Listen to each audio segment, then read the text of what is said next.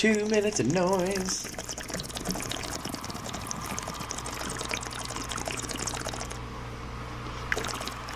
Yep, gross. Bung rips. Just building that portfolio, huh? I'm getting into the Foley biz.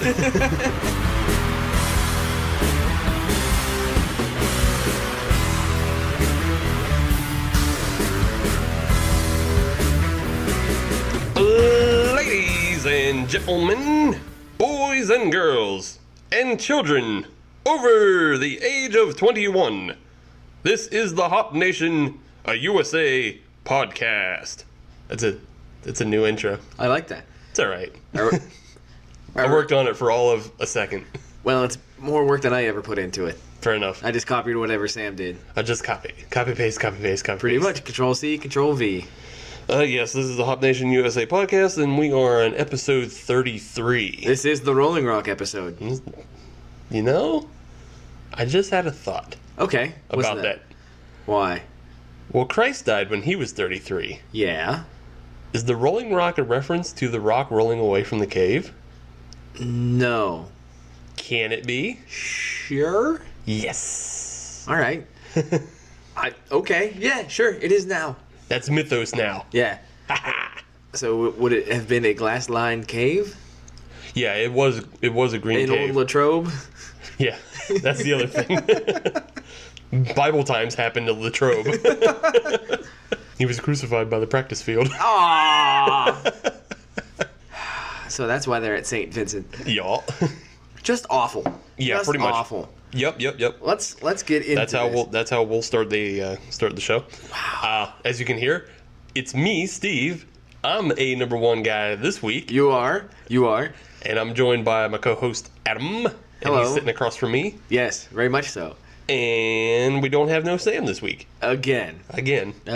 So he's making up for time that he was here by missing extra time. 3 weeks in a row he was here, and now he's back up to missing 2 in a row. So Yeah. he is quite spotty. Spotty, like dogs. Yeah! Which leads us right into tonight's theme. I feel like I was set up. Damn. Ha! See what you get. Tonight's theme, we're actually doing something that we haven't done in quite some time. Episode 25, I believe. Was it really that long ago? Yeah. You're right. Yep. You're right. That was Dogfish Head. Mm-hmm. So it's time to go back and highlight one of our favorite breweries. I don't know I would say favorite. I would. Okay, you can say favorite. This is a little bit of a different experience for me, but go ahead and introduce them, and, Really? and then I'll explain why. Okay. This episode, we are highlighting the Thirsty Dog Brewery. Uh-huh. They are out of Akron, Ohio. Okay. So they are one of our neighbors. Yes, they are. They're only maybe, an hour outside of Pittsburgh, hour and a half? In and around there. Depending on how fast you're willing to drive up the turnpike. And if you're willing to take the turnpike. There's also that, right. You don't want to pay, you drive a little longer. So let's jump into the first beer of the night. Okay. The Thirsty Dog Raspberry Ale. All right. Are you ready to unleash the flavor? Is that what it says? It does. All right. I didn't make that up. That's a little extreme. No, I'm It's alright. a little extreme for the bottle. It's got a good looking dog on it. I know, it's got like a little chill dog on it. Actually, you know what? I don't like Dalmatians. But it's a Dalmatian with red spots. That's because it's a true. raspberry ale. Raspberry dog. So this one is a very interesting combination of numbers that I like. For example, the IBUs. I'm imagining it's probably like 20. Keep going. Up or down? Down. You can't just say keep going. 20.01. 10. Keep going. 8? 7.5. Jesus. Yeah. No. Jesus was in Latrobe. We already established that. No. Okay. What do they do? Did they just like show it a handful of hops? Pretty much, you just walk it past the vat, I think. Yeah. And if something happens to fall in, well, so be it. That's what gets you there. The other thing is, and actually, I'm liking this. This might actually be the wrong time of year to be drinking this. Okay. But the ABV on this is a very light 3.9. Oh. So this is a very Barely sessionable. beer. Barely. I like it. This is barely beer. So let's crack this thing open.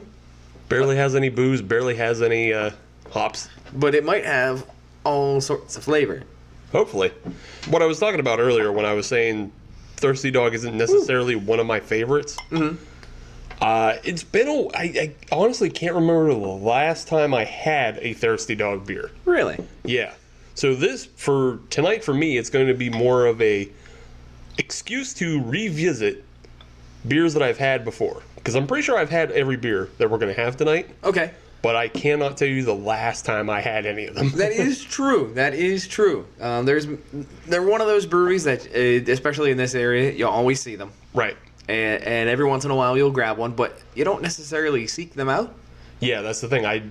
Again, like I said, it's been so long since I have one. I can't call them my favorite because my favorites are ones that I have all the time. True. Like, True. I almost always have Southern Tier or Stone or, who am I drinking lately? I'm drinking a lot of Platform lately. Okay. You know? So I almost always have those in my fridge. Gotcha. But now, let us revisit that. yeah, so now it's time to revisit Thirsty Dog, and maybe I can get turned back on and be reminded. There you go. So let's take a look at this thing. It is very clear. Very clear. Well, very light, I would say. Well, it's light. Very effervescent. That too. Has a slight red tinge to it. Yeah, but that kind of makes Very sense. slight. If it wasn't for that red tinge, I would definitely call it a VFW beer. Yeah. On the nose, there is no question about what it is. Yeah, that's straight up raspberries. Straight up, yeah. It almost has enough smell to go to the tart side of things. Yeah, it actually smells like when we were brewing that raspberry blueberry stout. Yeah. It smells like just opening a bag of frozen mushed up raspberries. Right. And that's not a bad thing. No. So I'm going to drink it. Yeah, so I mean, at least they're delivering when they say it's a raspberry ale. I've never had this one before. I have, and I'm kind of remembering why. Why you don't drink it again? Yeah. As big as that nose is, It doesn't follow up on the taste. not so much. Right. There is a lingering aftertaste of raspberry though. Which is nice. Yeah. Yeah. But, it does not have that big, powerful taste that you would figure would come with that nose. Although, I don't know. As I'm drinking it though, I'm kind of enjoying the fact that one, it isn't tart, and I'm also enjoying that it's not too sweet either. It's just sort of there. Yeah, it is just kind of an ale. I guess maybe I just don't like that big of a nose. Maybe then. Maybe. Well, let's sip on this. Maybe we can get a little more information out of you. Yeah, I mean, yeah. A little more thought on it. I enjoy it. I think this would be a very good beer to take tailgating. You're probably right about that. I think this Yeah. would be a good one to throw in the cooler on a nice hot day. As for now, I'm going to say it's a good switch up beer on a tailgate. That's a good way of, yeah. Yeah. I agree with that. So while we chug on this one, let's get to some news and notes. Okay. Well, just got some business to clear up. And yes. we can move on to our other tasks that we've set for ourselves, I guess. Then let's start with notes. We're our own bosses. Yeah. But yeah, first I just wanted to give a shout out to the Who Invited This Guy podcast. All of their hosts have been listening to us. That's awesome. So yeah, and they've been enjoying the show, and I've been listening to them. And I assume you have also been enjoying it? Yeah. Nice. Yeah, these guys are very much in the they're very much in the realm of like a Howard Stern, Opie and Anthony type show. Okay. They're very offensive. That's right up your alley. Yeah, exactly. I'll give that caveat out right away. If you're easily offended, do not listen to these guys because that's the point of the show, Gotcha. and that's part of how their title ties in. Who invited this guy? Exactly. This guy is the guy who gets offended Nice. and is the puss bag.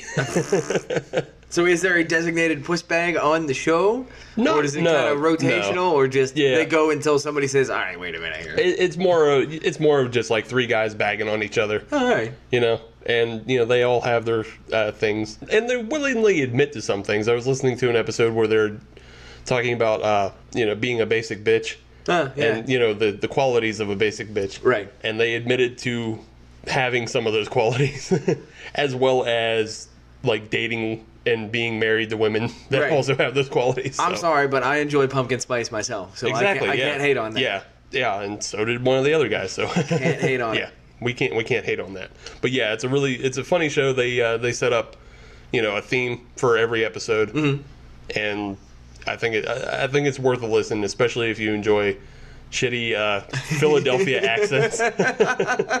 If you enjoy three guys who can't say water correctly. Oh, I'm mad at you now because that was the joke I was going to make. Oh, sorry. Sorry, I didn't mean to step on your water joke. Ah. Bunch of jag-offs. Thank you. Yeah, but I do like that show. All right, then. Yeah. So that that's one thing. The next thing is I do want to remind the audience that we are trying to do kind of a big Q&A episode or session. The Q&A session. However you want to look at it. But we are asking for you to send in your questions about the show, about craft beer, about anything in between. And anything about the hosts, how we go about doing this, how we pick our themes. Yeah, it's just anything that you anything have. Like that. Anything Why am I the best looking host on the show? Right. Whatever. You're lucky Sam isn't here. I'm not gonna. Why do you think I said it now? I know. It's just like I'm not gonna combat that. I don't give a shit. I look like trash. Yeah, but you're our trash. Yeah, that's right. So yeah, please send in your questions to hopnationusa@gmail.com or get in touch with us on any of the social medias. On the Twitter. And we'll remind you of this at the end of the show. Please and thank you. And now moving on to the news. The news. We should have some sort of theme there. That sounded very official by my... Now on to the news. Now on to the news. So does that mean that right now we can start shopping around for a helicopter? A Hop Nation news copter? Yeah, I think it just might be like a shitty drone with a GoPro. I got one of those. I'll put a sticker on it. We're good. First bit of news, though. Yes. I don't know if you saw this. Maybe, probably not. It's something that came across my purview, though. There is a brewery in Florida. All right.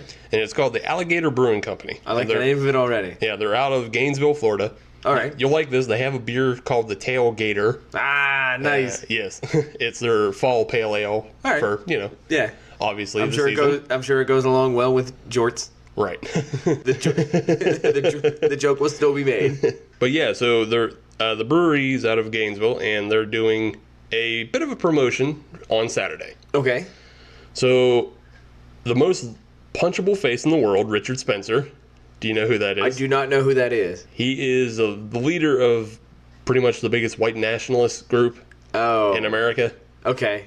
And he just has that punchable face. Gotcha. Now, I mean, usually we try to stay apolitical on this show. Yes. But I don't think this is a political stance to be against the Nazi.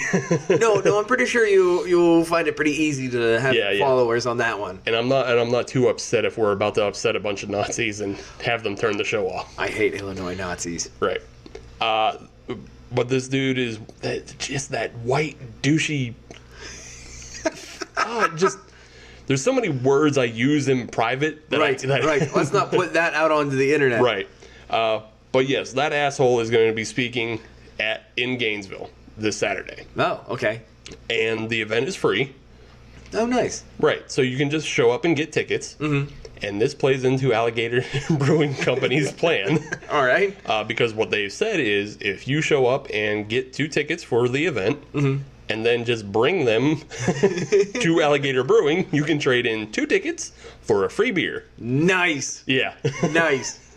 So their hope is you just take all those seats away from that venue, take all those potential listeners who would just be listening to nothing but anti-Semitic hate speech and... Come over and have a beer instead. Exactly. I like that. Yeah. That I can fully get behind them. I thought you would enjoy that. Yeah, I am 100% behind that. I saw that, and so yes, Alligator Brewing, you're doing some good work there. Yes, you are. I might actually have to check them out, see if there's a T-shirt or something I could buy off of them. I'd be willing to support them. And I looked at their beer list, and they got some pretty good things. Like I said, they have the Tailgater.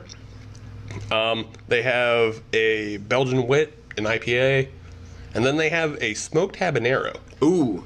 Yeah, so it read like it was brewed as a German smoked beer. All right. But then added with, habanero. I might have to see if I can find that. Yeah. And we made this joke on episode 13. That was 20 episodes ago. Yes.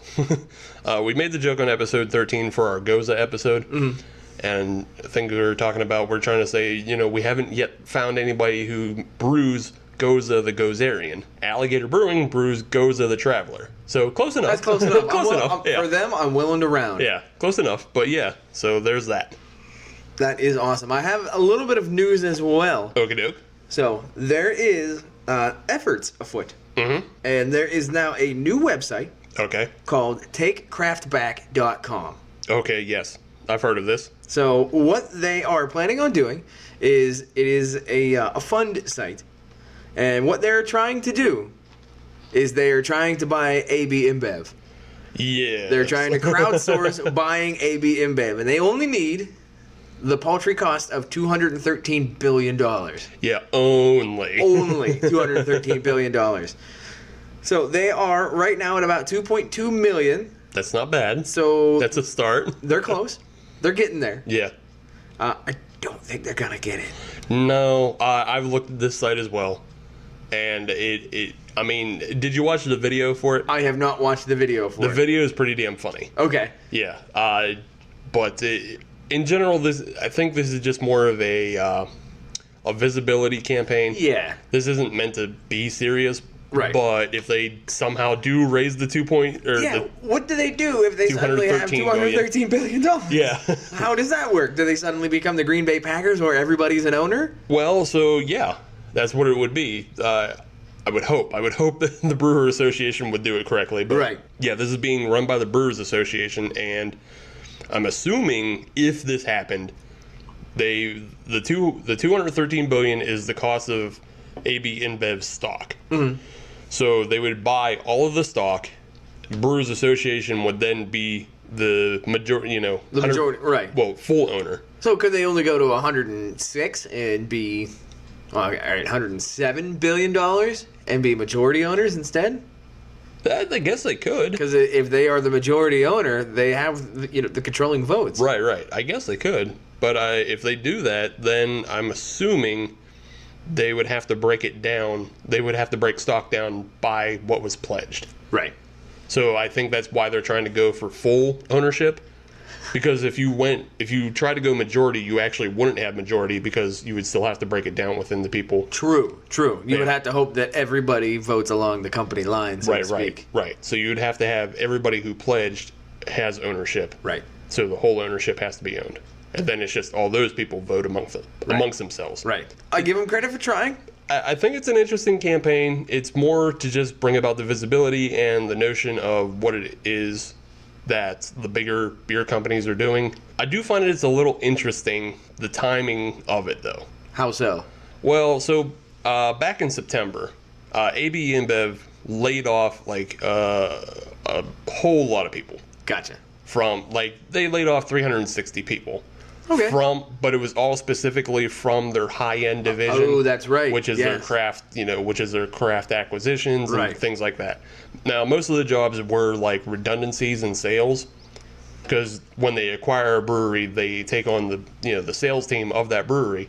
Right. But AB InBev already has their sales team, obviously. Right. So it was more just consolidation, getting rid of, the scrap. Right. In a way. Trimming the fat, so to speak. Yeah. But they also did say that they're not really looking for any new acquisitions, which is a good thing.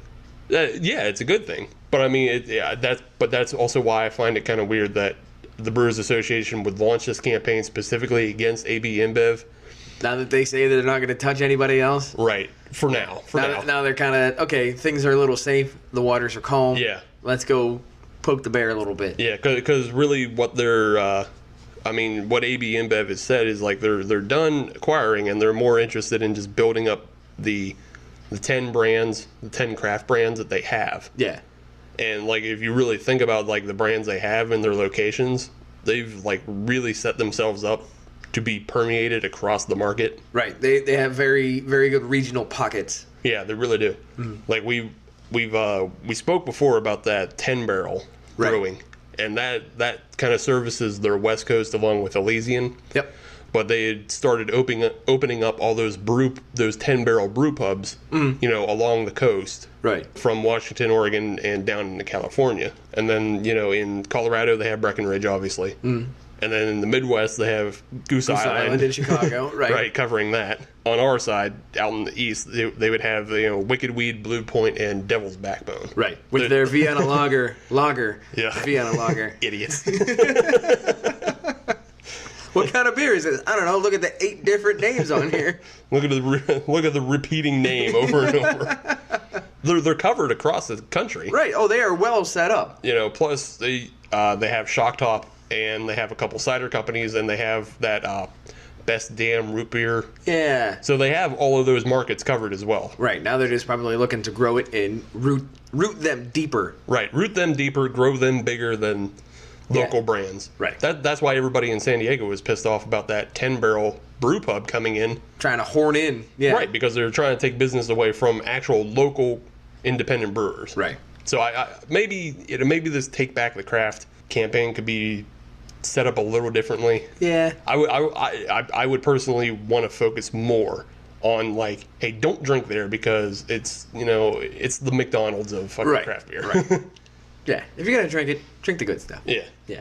I wish them luck. I don't see anything coming of it. I wish them luck. If you pledge to them, you can get some swag.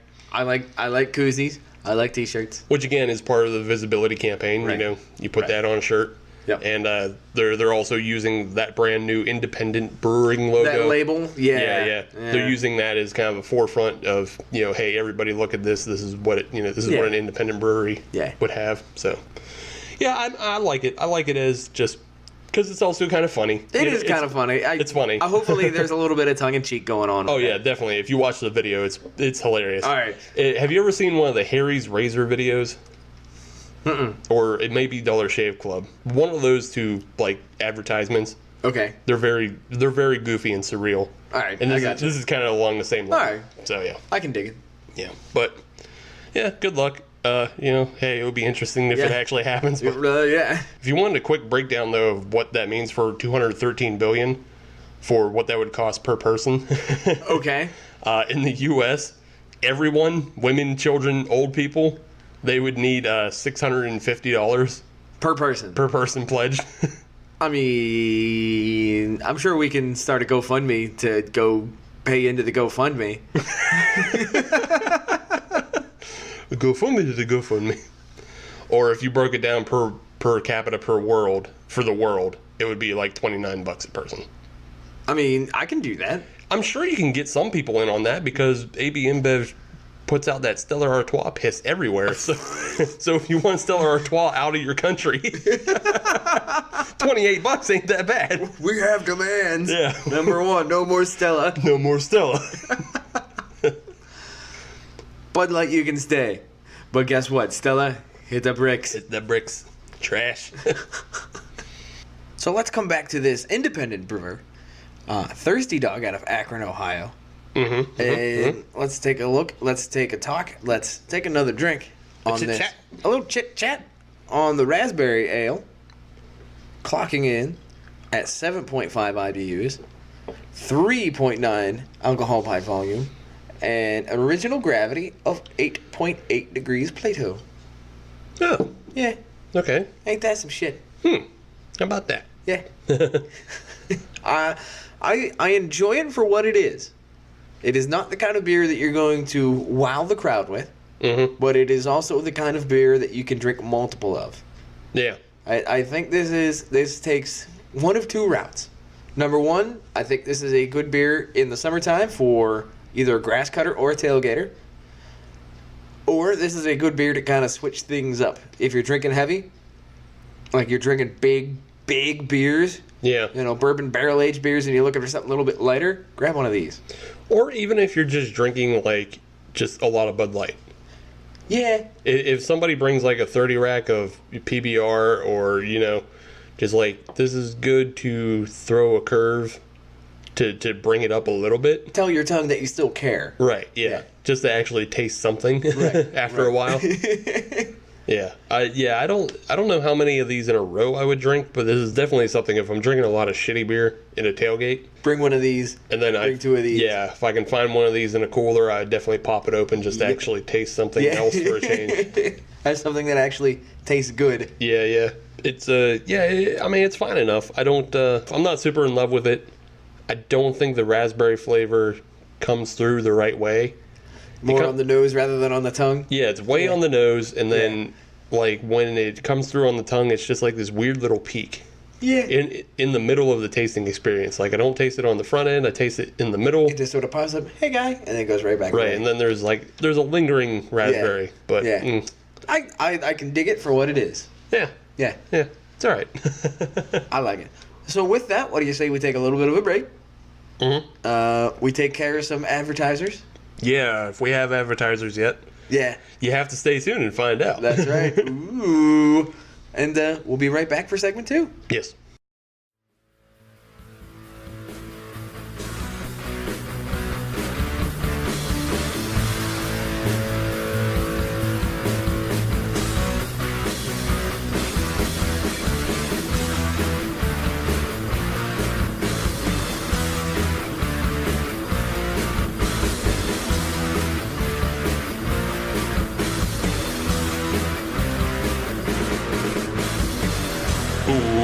Welcome back, Hop Nation.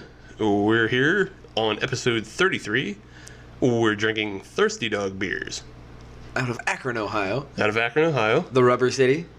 Sure. They are. Okay. I'm not. I'm just saying sure. I don't know these folksy... It's not folksy. It's the Yes. home of Goodyear and Firestone. Whatever. Okay. It's the Rubber City. Okay. Everybody knows that. I thought there was Panama City. No. That's where Henry Ford went to go dig his trench to get his rubber tires in, or get his rubber trees. No. Yeah, that's all true. Panama City, Florida? Not Panama City, Florida. That's what you just said was Panama City. I said Panama City in Panama. No, Panama City's in Florida.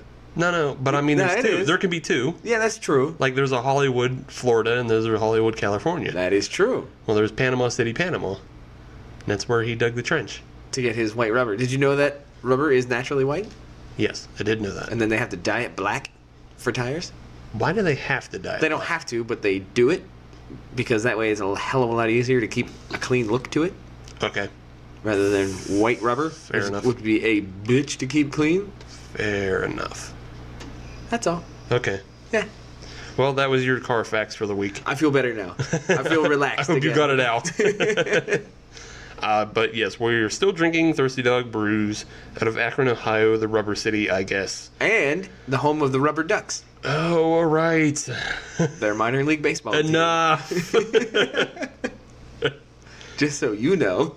I don't care. It's not things I need in my head. Yeah, well, guess what? They're in there now. But next, we'll be drinking the Irish Setter Red. I wonder what kind of beer that is. It's an Irish-style red ale, All right, good. as it says on the label. And it's coming in at 16 IBUs, Good. 5.9 alcohol, Good. and the original gravity is 13.4 Play-Dohs. That's a lot of Play-Dohs. Actually, it's really not. It's not, but it is. What not?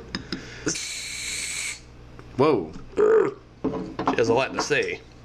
So, according to the label, it is a medium light body with freshly ground caramel malt flavor and little to no bitterness. That's so good. That's good for you. It is. Good thing Sam's not here. And the combination of American caramel malt and the finest Kent Golding hops. Yeah. East Kent Golding? Just said Kent Golding. All right. He's a good guy. Whoa, whoa, whoa. This one is a little overcarbonated. Rowdy, I would say. Yeah. It's a rowdy dog. Yeah. Sit down, boy. Go get your rubber chew toy. Yes. Well, judging by our initial reactions, this is a heady beer. It's a very heady beer. Like I think it's overcarbonated. I think so too. Yeah. So I'm quite curious as to what's going on here. 'Cause Yeah. I don't think that's the way it's supposed to come out of the bottle. No, I don't think so either. And I don't pour bad beer ever. So. No, and I didn't rattle it around when I purchased it. Yeah. So I don't know what's happening there. As a matter of fact, I even used the seat belt Oh. to strap it in Nice. from the store to the fridge. Well, you also have to do that, or else your car will set off the alarm that the passenger is sitting there. That is also. I know mine does that. Well, no, I even put it in the back seat. Oh. Yeah. Oh, you treated it real well. Well, if I'm gonna have a dog in there, let alone 3 dogs, I'm gonna put them in the back seat. Fair enough. So it looks like an Irish red. Yes, it is an Irish red ale. It's It's a heady fella. heady. I wouldn't say it's copper, but No. it's Reddish. yeah, it's deep red and very effervescent. Ooh yeah, very malty. On the smellofier, Smellometer. smell-o-meter. Yeah, it's definitely malty. Get a little bit of caramel sweetness out of that. Yeah, I like it. I mean, it smells like an Irish red. Yeah, it smells almost a little funky to me. Tastes fine to me. Yeah, it tastes completely fine to me. don't know. I'm not, It's an Irish Red. yeah. You're not a big Irish Red fan. Yeah. That is not a style that you can really experiment with too much. Not too much, no. It's pretty standardized. It's a good style. Yeah, I've seen some Imperial Reds Right. and I've some even seen Reds that have had fruit additions, but and hoppy Reds. yeah, this is definitely more in the style of a lager. I would Where consider you it can't fuck around too much. a classic style. I Yeah. would say this is. Yeah, it's definitely a classic style. It's definitely, if you are a home brewer, this is a style you would start out with. Mm-hmm. Again, much like any kind of American pale ale or anything like that. Right. And I have done that, and you have as well. Yeah, exactly. Yeah. Pretty much, I think it's like an easy one-hop IPA is everybody's first beer, as well as an Irish Red and a brown. Yeah. Those are the pick up those kids from Northern Brewer. Right, exactly. Those are the first three you'll come across. Yep. And it's usually, I think it's like Cascade Ale, or Cascade hops. I think so, yeah. Yeah. Something simple. Right. So, why don't we get into a little bit of an educational discussion here? Okie dokie. What do you want to talk about today? Let's not talk about that.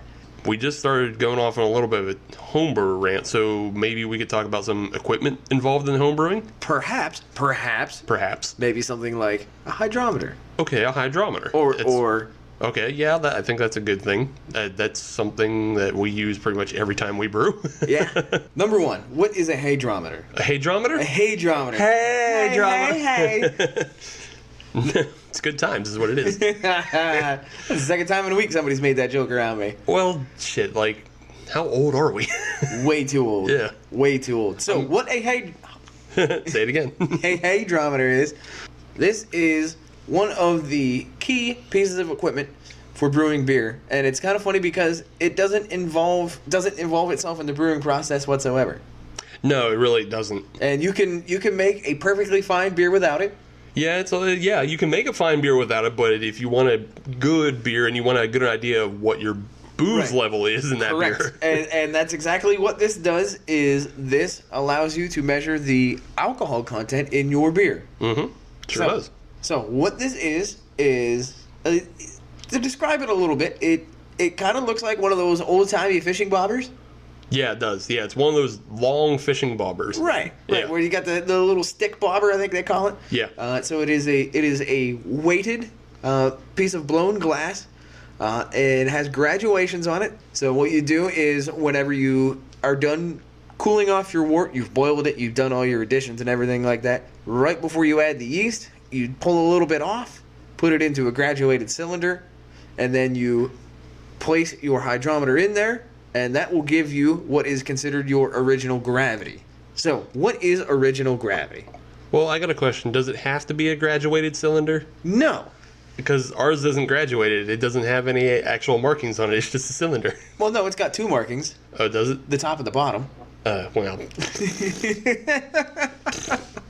Yeah, but I mean, all your readings are going to come off of the actual the hydrometer itself. Correct. The babaroo. That is the boozometer. The boozometer. And I appreciate that correction.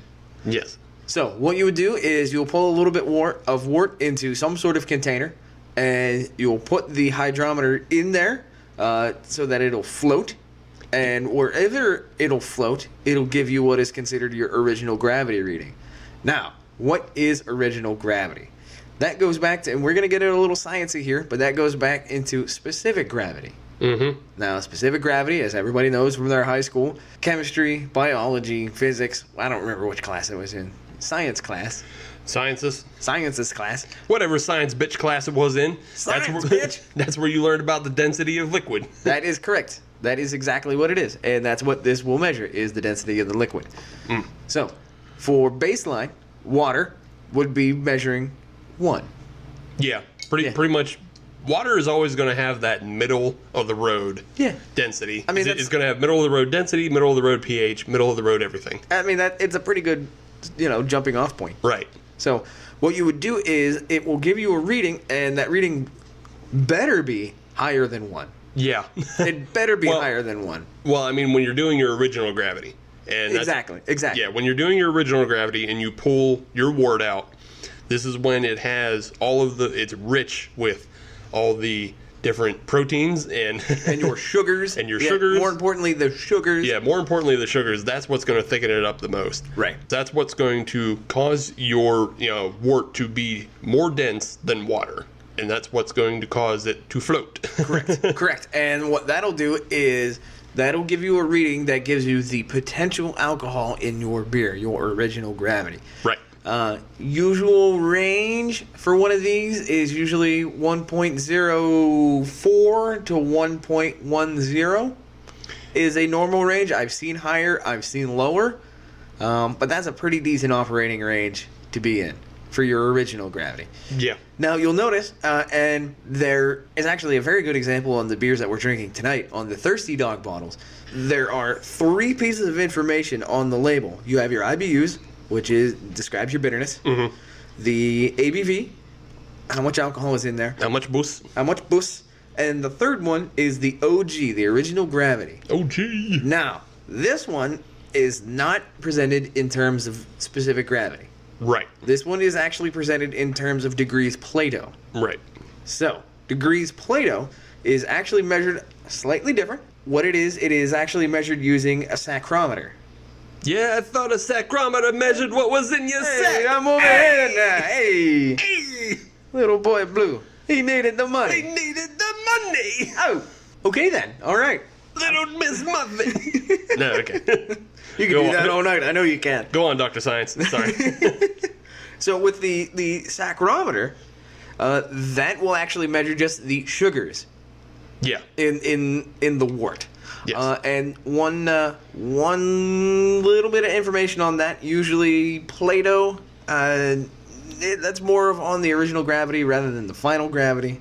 Right. Yeah. It's only going to measure the original gravity. That gives you your potential. How much sugars are in there, how much food is available for the yeast to eat during the fermentation process to be converted from sugars to alcohol. Right. Which is part of the reason why we drink these beers. Yes. The taste, the flavor, Yes, the it beer. tastes good because it gets you funny. So the second half of figuring out your ABV is the final gravity. Same process as what you did to get your initial gravity. Yeah, except for it's simply taken after you've let your wort sit and ferment as long as you think it needs to. Right. All your sugars have been converted into alcohol. Well, I mean, maybe they have, maybe they haven't. They should You're have assuming been. they have. Yes. I am assuming their process. Right. They should have been. And based on that assumption, all your sugars are converted to alcohol, which means your specific gravity should go down. Right. Should be down as close to water as you can get. That doesn't always happen. No, it doesn't always happen. Sometimes you can't get it down to 1 with, like a heavy Belgian yeast or, I think California yeast. Right. Is pretty good And about actually, doing that. some ciders are able to get below 1. Yeah. I have seen that myself. Kind of neat. So you use your final gravity, and you take your original gravity, and you run it through a quick little calculation. I don't remember what it is exactly. And that'll poop out your ABV. Yeah, that's usually done by a computer. That is correct, yes. But yeah, using the numbers you get from your original gravity and the final gravity and sending it through whatever computer app or website Pretty much, right. or desktop home brewer. I'm sure there's a long way to do it, but I'm out of school, so I don't. I don't get paid to do it right now. Yeah. Keyword right now. Right now. But But I'm not going to worry about it. you can do all that, and then it will give you a roundabout area of what your ABV should be. Right. So, top tips. Top tips? Whenever you're using a hydrometer. Yes. So, number 1. Whenever you're using your hydrometer, make sure you read at the bottom of the meniscus. Duh. Everybody knows that. The bottom of the meniscus in the knee? No. The meniscus is whenever you have something in a cylinder and you look at it straight away, usually there's a bit of a bow, bit of a bend. Ah. Go to the bottom. Okay. Read at the bottom. Okay, so where it affects the surface tension. Essentially, you want to take the most conservative reading that you can on something like that. Fair enough. Go to the bottom of the meniscus. Sure. Just hit the I believe button. Just say, you're right, Adam. I completely agree with what you're saying. I will stick with the phrase of take the most conservative reading. There you go. That's fine. Second top tip, temperature of the fluid that you're measuring will affect your gravity readings. Yeah, that makes sense. So usually whatever hydrometer that you're using, it'll give you a temperature. Hey, you should try to read your read your fluid at this temperature to get the best possible reading or whatever it's calibrated for. So just be mindful of that.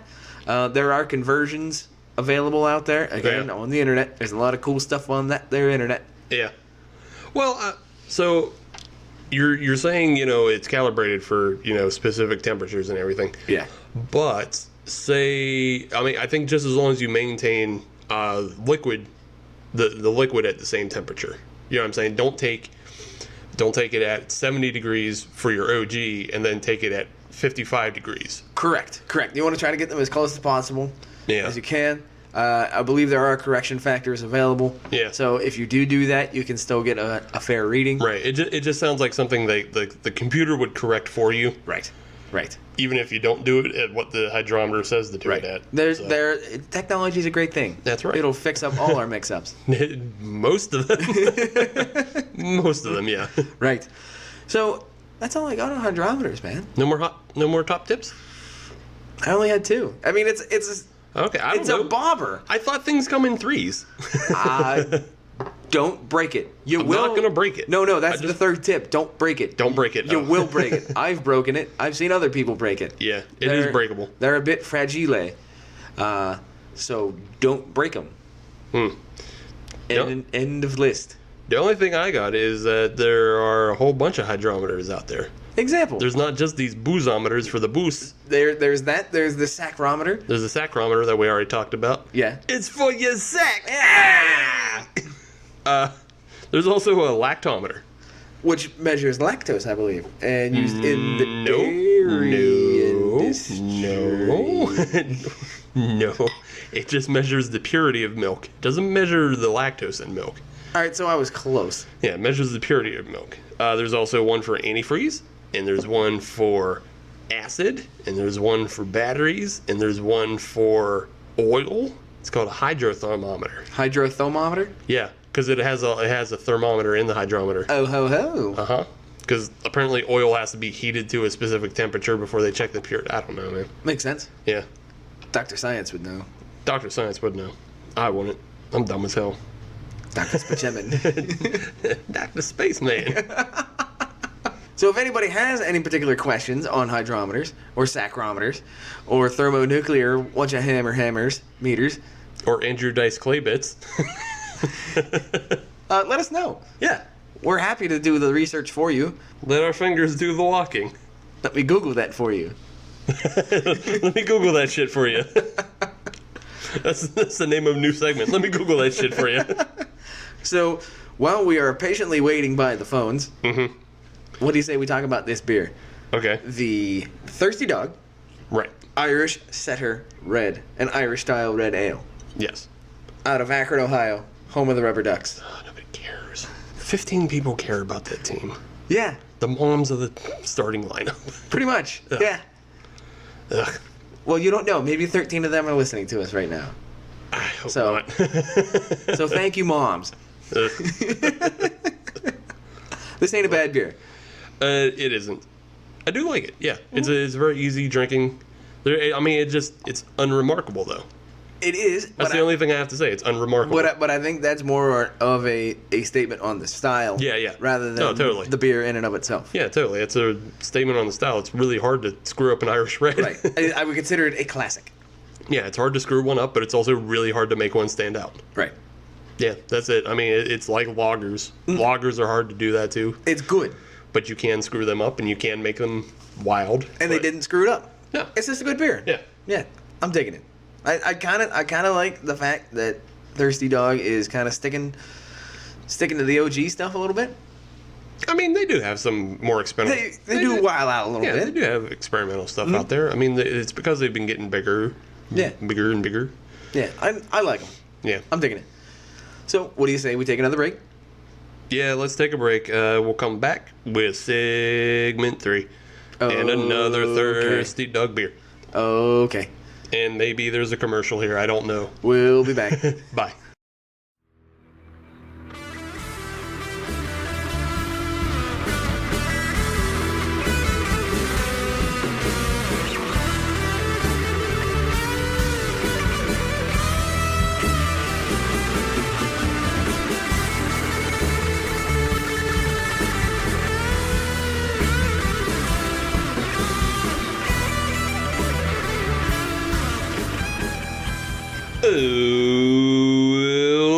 Welcome back, Hop Nation.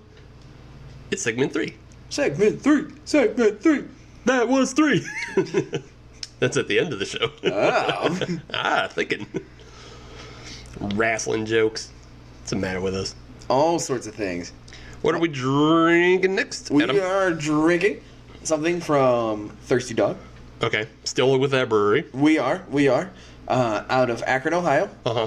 Home of the Akron Zips. Oh, God. What are they, the soccer team? No, that's the college, University of Akron. The Akron Zips. Because it was the invention of the zipper there? Funny you mentioned that. They were actually named originally the Akron Zippers after a rubber boot company that was based in Akron. And then in 1950, that got shorted to the Zips. Do you want to know what their actual mascot is? Nope, sure don't. You're gonna hear it anyways. Is it a homeless dude with a boot on his head? Nope. No, that's a presidential candidate. It's a kangaroo. Oh, duh. Duh. Because we all know how fast kangaroos are. They're zippy. And how related to rubber boot factories. Ah, Jesus Christ, Akron. Open the beer. What is it? Home of the Zips. Ugh, I'm one of the zips and the rubber ducks. What's the matter with you, small town Ohio? Now, isn't that like the 6th largest city in Akron? That's still not big. Okay, all right. That's still not big. We are drinking one of their staples. The first beer of theirs that I have ever had. Yes. The Old Leghumper. Ah. The Old Leghumper is a robust porter. Okay. So many legs, so little time. Tagline for this beer. This is actually an award-winning beer. Oh. In 2002, it was the gold medal winner in the robust category Okay. at the World Beer Cup. Huh. Okay. So this has some pedigree to it. All right. Sounds good. Once again, the IBU's nice and low. It's a porter, 24. The ABV, 5.8. Okay. And the OG, the original gravity, 16.6 degrees Plato. That is the pertinent information that you need. Pertinent. Pertinent. I can be down with that. Crack it open. Okay. Hopefully this one is not as buck wild as the last one. That one was Yeah, that was feisty. weird. That was weird how overcarbonated that one was. So I don't know what that's all about. Yeah, if Akron being the 6th largest city in Ohio is like, what, coming in 3rd in a spelling bee in Ohio? You get a gift certificate to Chili's. Yeah, that's, oh boy, let's go to Applebee's again. It's Saturday. That's not a big claim that you want. The 6th biggest city in Ohio. Well, because you got what? Cleveland, Cincinnati, And Columbus will all be bigger. Right, and you got Youngstown, Toledo, and I think Akron. Dayton, maybe? I don't Maybe, know. yeah, there's Dayton in there. Maybe they're top 10. Who cares? Sorry. The Zips. I'm sorry, Ohio, but who cares? Bunch of Flatlanders. Yeah. I mean, I'll say the same exact thing about Harrisburg. Who cares about Harrisburg? Nobody cares about Harrisburg. Exactly. They do have a Bass Pro Shops, though. Yeah, sure. Wow, whoop-de-doo. Yeah, so they got that going for them. There's a big giant Cabela's in West Virginia, not too far from here. Who gives a shit? Let's take a look at this beer. It looks like a porter. It looks like a porter. It has a nice ruby, I almost said Ruby Ridge. Oh, but that's a completely different podcast. That's when I get to do my conspiracies. So it is not a dark as night porter. No, it's not completely dark, but it does have that red hue around the edge. Yes. It is opaque. You can't see through it, really. You gotta bend the light to get there. Bend the light. Yes. I don't have that ability. Sorry. I'm sorry, I'm just a regular schmuck from Pittsburgh. You're not even from Pittsburgh. I know. You grew up folksy in Oil City, where you're impressed with things like Akron. They got a Taco Bell? They got a Taco Bell and a Ponderosa? Man! Lucky! I never want to leave. Lucky! You're so close to Canton. I can go visit the Football Hall of Fame anytime. It's right there. It's right there. Geauga Lake is like 45 minutes away. R.I.P. Geauga Lake. Yeah. That was a good time. That was a good park. I like that place. Yeah. Let's get back to this beer. Back to the beer. Let's drown our sorrows of Geauga Lake in this happy beer, the Old Leghumper. Little effervescent, not too big. Not much on the nose. I'm not catching too much. I'm catching some roasted barley on the nose. Yeah, I guess Yeah. it's there a little bit. Yeah, I guess I was kind of expecting something a little more, Like a big pop. a big pop, Yeah. kind of like what they had with the raspberry. Yeah. So far, the raspberry was pretty big, and then the red. The was, Irish that was pretty center. malty. Yeah, this one did Not not so come up much, on but that I'm scale. getting some roasty toasty notes. Yeah, Yeah. let's get in. No, I like that too. Yeah, Yeah. yeah, this is a good porter. Yeah, I would say so far all three of these beers are, well, these two, the last two, the setter and the porter, they're good examples of classic styles. Yes. Yeah. I would use these as measuring sticks. Yeah. Of the style. Measuring sticks or even gateways into the style. Right. I mean, like they're both even drinkers. They're both, again, I will say they're unremarkable, but That is not a complaint on these. no, that means that they kind of got the style correct. Right. And they didn't do silliness. Exactly. They Exactly. didn't have silliness and hullabaloo. They stuck with just making a good beer, Right. and that is commendable. Right. So do you want to try to make a bad beer now? Yes. Right. Well, another thing, this episode has been a lot of revisiting. It has. Yeah, we're revisiting Thirsty Dog. For me, we're going back to featuring a brewery. Right. We went back to do a little home brewing talkabouts, So you know what it's time for. a beerified segment, We got because a we haven't beerified. done that in a while. Quite some time. Yeah. It's time to beerify it. Yeah. So, what would you like to beerify, Adam? Well, it is mid-October, Yes. which means it is beginning of one of the best sports seasons in all of the land. Basketball. No. Oh yeah, that's right. No. Although, did you see that dude break his ankle? Holy shit! Yeah. Yeah. So, did you know that Akron has a NBA Oh my God, Akron facts! I was just trying to talk about that Boston Celtic that broke his legs, and you went back to Akron facts. How is this? Yeah. They got a D-League team. What's the name of their D League team? I don't remember. Oh, come on! I don't. Son of a bitch. Give me two other minor ass teams I could give a shit about, but you can't give me the third one. Correct. Yeah, you blue balling me on this. It's gross. I don't know. It's something to do with a sword or a scabbard. Cool. Good for them. All right, so no more about D-League basketball. No more about basketball at all. That's a joke. Let's get to a real sport. That's a kid. That's a make 'em up. That's a haha. We don't give a shit about basketball in this. Let's get into a real sport. Hockey. Hockey. Hey! We need to beerify a hockey beer. Yeah, let's make ourselves a hockey beer. Yes. Now, I think we need to set some guidelines here. Okay. We can only have one Russian ingredient. Okay. We can only have one Canadian ingredient. That's a lie. We can have like 8 Canadian ingredients. Yeah, we can have half in Canadian ingredients. It's gonna be half Canadian anyway. Right. Couple American ingredients, and then like one strange Eastern Bloc. Yeah. Former USSR. Yeah, like Belarus or something like that. Belarus, or maybe, or we could go Scandinavian ingredient if we That can think is something. true. Yeah, we could Those finish it off. Yeah, they're getting pretty big for the goalies. Ugh, God damn you. God damn you. Yes.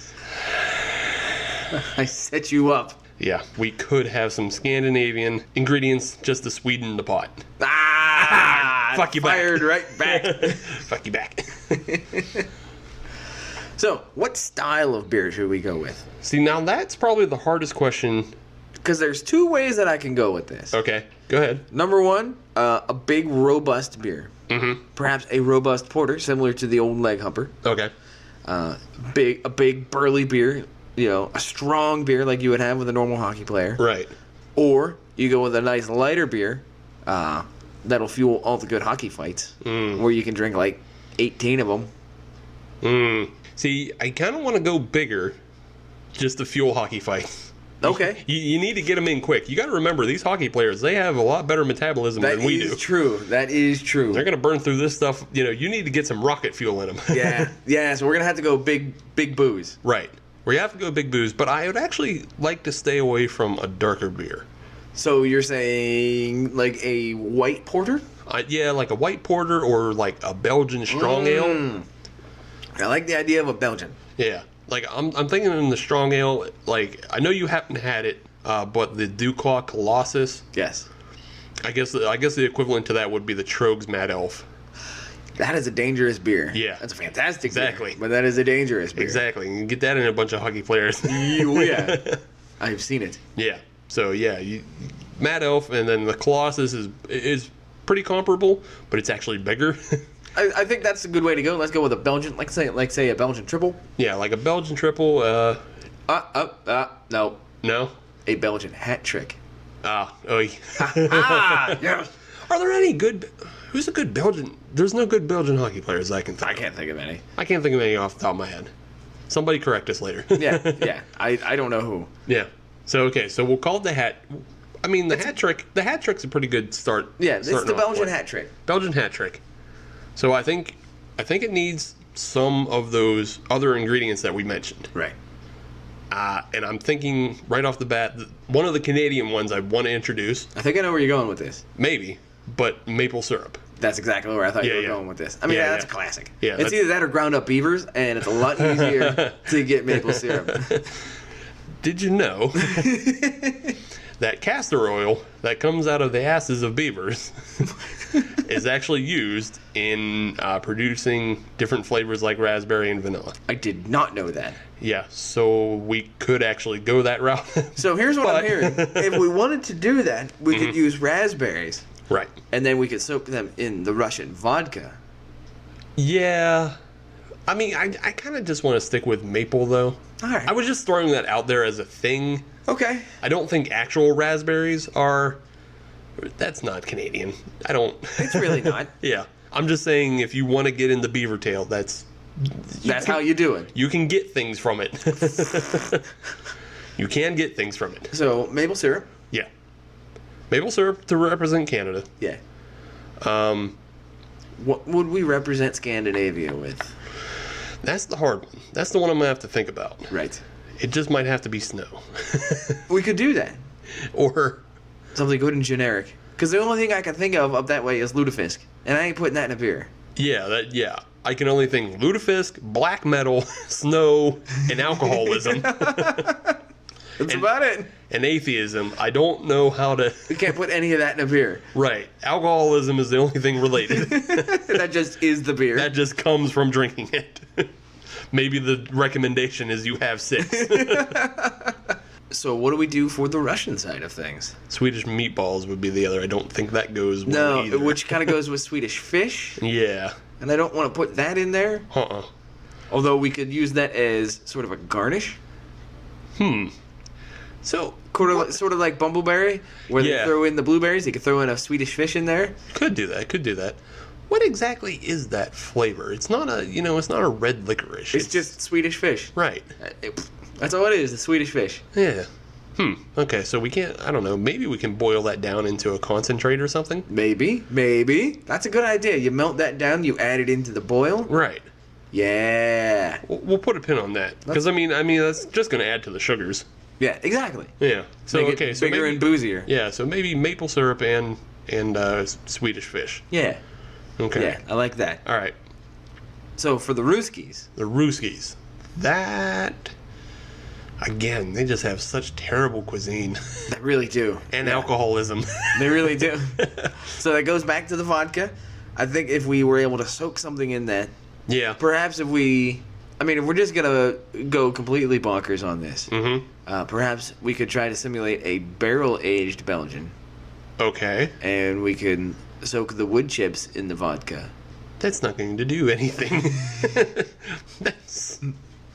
I don't know what you're trying to get at there. Trying to get Russia in here somehow.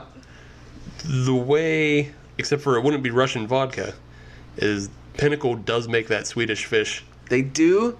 I feel that's cheating. Well, I know it's cheating because isn't Pinnacle French? Is it? I believe so. I don't know. I drank Pinnacle for about 2 years. I still drink it. I don't give a shit. That's my basic bitch weakness. It's cake frosting. It's delicious. Hell yeah. Dude, whipped cream, that goes in everything. Does it really? Oh, yeah. All right. There's not a single thing whipped cream vodka doesn't mix with. I feel that there's an adventure in there that we could try to find something. Like mashed potatoes. That's going to wind up being a page. Well, Come on, you got to be within reason. I mean drinks. You can't Oh, okay. Well, now you're narrowing the field here. Yeah, well, I meant drinks as a mixer. I didn't mean, oh, yeah, it goes well with, sticking shit up your butt. That's not what I meant. I meant it mixes with any other drink. There's got to be something. Nah, I got wrecked on chocolate milk, so it's... Lemon juice. Yeah, no, it probably works. Oof. It probably works because the lemon juice dilutes. They can kind of get into like a meringue kind of thing. Yeah, and the whipped cream will bring it up. Bring up the sweetness. I think we're losing track here. I think we need to get back on track. You gotta let the brain muscles work a little bit. That is true. That is true. Russia. See, this is what happens when you cut conversation off. Then you just start chanting Russia into this microphone. Well, it made me feel good. Yeah, again, they're just a bunch of cold, godless savages. So it's really, really hard. I have no idea what to do. Yeah, I mean, I'd like the idea of using vodka for something to create. Although that's a little basic. That's a little on the nose. It's basic. It's on the nose, but I mean, what else? What else are you gonna use? Yeah. Yeah. What else is there? You make an extract something. So let's go to maybe the American side, or let's explore other avenues. Sure. What kind of hops are we going to use in this? I got 3 hops in mind. One you're not gonna like. Okay. The Fuggle. Yeah, that has no business. I know. It's gone. But I like it. You can like it all you want. It has no business here. The other 2, the Liberty hop. Yeah. Okay. And the Centennial. All right. I think those would represent America quite well. Those are fine representatives. Yeah. I think just maybe as long as they're used in a little bit of moderation, we can't. You don't want to overhop a Belgian. No, it would definitely be on the lighter side of application. Yeah. Yeah, I completely agree with that. That's fine. All right, so we've got the hops. There is at least one other country that we have to represent here. Okay. And it's a country you're not going to expect. Probably not. Because this is the first time that they are officially represented in the NHL. Okay. Australia. Okay, so they're represented finally. Yes. What do you want to add? Well, here's the thing. I don't necessarily want to add it to the beer. Okay. Because you're not going to like it. It's something that represents Australia very well. But I don't think it belongs in the beer. Oh, God. Yeah. I think we got to add Vegemite. No, we don't. Well, we're going to. So I think that's something we can add off to the side. I will. Ugh, God, that stuff is so disgusting. I don't think you ate it right. No, I didn't eat it right because I actually ate it. The correct way to eat Vegemite is to open up the can and then throw the can in the trash. I've never had it that way. You've never had it, period, have you? That's right. Well, then you would know it's terrible. So I got a pretty good streak going. Ugh. Oh, God. All right, here's the conceit I will make to this. Concession. Whatever. Okay. It can go on the rim the same way cinnamon sugar goes on the rim for pumpkin. So it's an option. You can ask for it or ask to not have it. Yeah, and most people will say no. I'm fine with that. That means I don't have to put much into the Vegemite budget. Yeah, I'm pretty sure most people aren't going to, walk into the bar and say, "Oi, crikey, can you give me some of that Vegemite around my beer now? Run that hair trick? Oh, yeah? Can you?" Well, see, Oi, mate! They call you another name, but I don't think we can say that on this American podcast. No, we totally can. It's frowned upon. You guys never unleash me. That is I'm correct. never allowed to say the fun words out of That is correct. That's why I got to listen to other podcasts like Who Invited This Guy. They get to say all the words I can't. Right. Well, maybe we could set you up with your own podcast where you can just say all the bad words. I already do a podcast by myself, but I don't have any microphones. For 12 minutes straight, you just spew cuss. Well, it's not even 12 minutes. It's just an hour and a half of me sitting in a dark room screaming about conspiracy theories. But there's no microphone. I know. It's a podcast for one.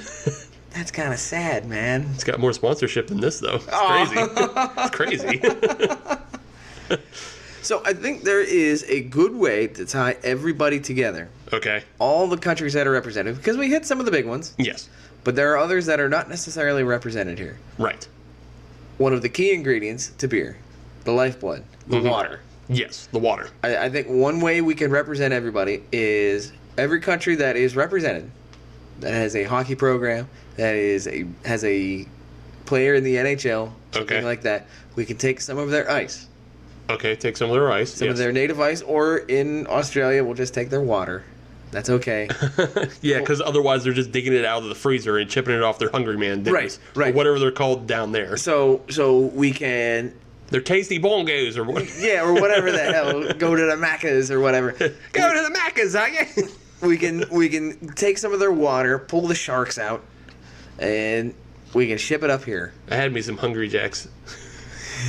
That Rodeo King, that's some shit, yo.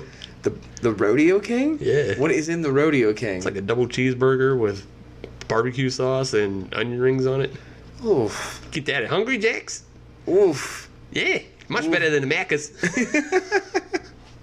Wait, isn't that just a ripoff of Burger King? What, Hungry Jacks? Yeah. No, it is Burger King. Oh, there you go. Yeah. All right. It is Burger King. All right. So everybody gives us some water Yeah. from their representative country. Ice. Ice or water. We add it into the boil Okay. as part of our water. Okay. That's all there is to it. All right. I think that's how we can tie everybody together Yeah, in our Belgian hat trick. that'll bring everybody together. Yeah. All right, yeah. I'm down with that. I can agree with this. Except for the Vegemite, but I can agree with everything else. Okay. Awesome. Awesome. So let's get back to a beer that is an actual representation of a style. An actual representation? Yes. Yes. Because it's an actual beer, because we're actually drinking We're it. actually drinking it from Thirsty Dog, the old Leghumper. Actually, I'm gonna push my glasses up and explain to you why this is not a representation of the style. Ugh. So, the old Leghumper, a robust porter from Flying Dog. It good is beer. robust. It is robust, and it is a porter. It's a good beer. Yeah, it's a pretty good beer. Like I said at the top of the segment, I find it to be pretty unremarkable, but it's a good representation of just a classic style of beer. Right, and I think the unremarkableness of it is, again, a mark of the style, not necessarily the brewery. I was gonna bite your face if you said the unremarkableness is the remarkable part about it. That would just make... I'll kill you where you stand. That would completely devoid the sentence of any meaning I whatsoever. know. That's why I was going to get mad if you said it. I will not be saying it. Yeah, it just is a good representation from the brewery. Yeah. And I think anybody who's willing to drink this or the Irish Setter Red would be satisfied. I think they would be pleased. Satisfied, yeah, pleased. So I think it is time to put these on the pedestal. Uh-huh. Our gold, our silver, our bronze. Yeah. For me, I'll go first. 'Cause Okay, that's dope. the kind of person I am. Okay, dope. In the bronze category, I would put the raspberry ale. Yeah. I enjoyed it, but as we said earlier, I feel that this is a beer that would be best utilized as a switch up, or to be able to pull yourself out of the doldrums of the big beer. Mm-hmm. And I think that's where it would be best represented. Freshen up. Yeah, it's a fresh up beer. Yeah. The silver position goes to the Irish Setter Red. I like that beer. It's a good beer. There's nothing wrong with it, but there's nothing remarkable about it. Mm-hmm. It's a good beer. I would drink it again, and I would have zero problem having it in my fridge. However, with all that being said, the old Leghumper, I think, takes the gold medal position here. It is the best of the three here. If I had all three sitting in front of me, which I did, Right. this is the one I would grab. Apparently, the World Beer Cup agreed with me 15 years ago. Okay, yeah. So, Steve, what is your gold, your silver, your bronze? Yeah, I'd actually just agree with you. Okay, then. Yeah, I'm not going to drag it out too much. The raspberry ale, it's fine, but like you said, it doesn't have a whole lot of raspberry flavor in it. And because it's lacking in the other places that are beer, Right.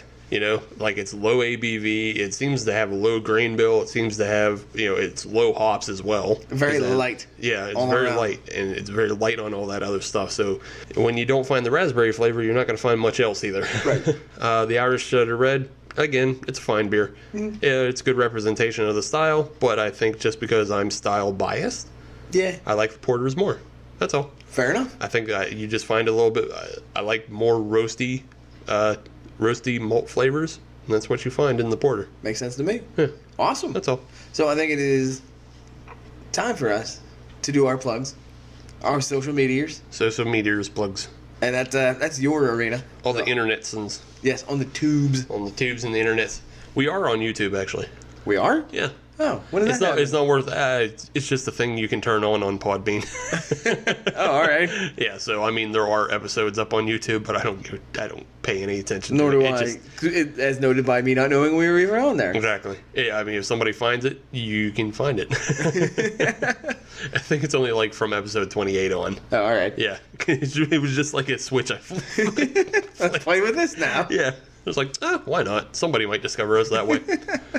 But if you want to discover us the standard way and subscribe to things we actually pay attention to, you can search Hop Nation USA on all the social media regulars like Instagram and Facebook and Twitter, and you can find us on there. And if you want to listen to brand new episodes of the Hop Nation USA podcast every Friday like you should, then just search Hop Nation USA on iTunes, Google Music Play, and Stitcher and Podbean, and you can find us all on there. And if you're on iTunes, please leave us a review and give us 5 stars, because that helps us get bigger and get more beers and do more reviews and do more jerk around stuff and make you laugh, Which is a good thing. right?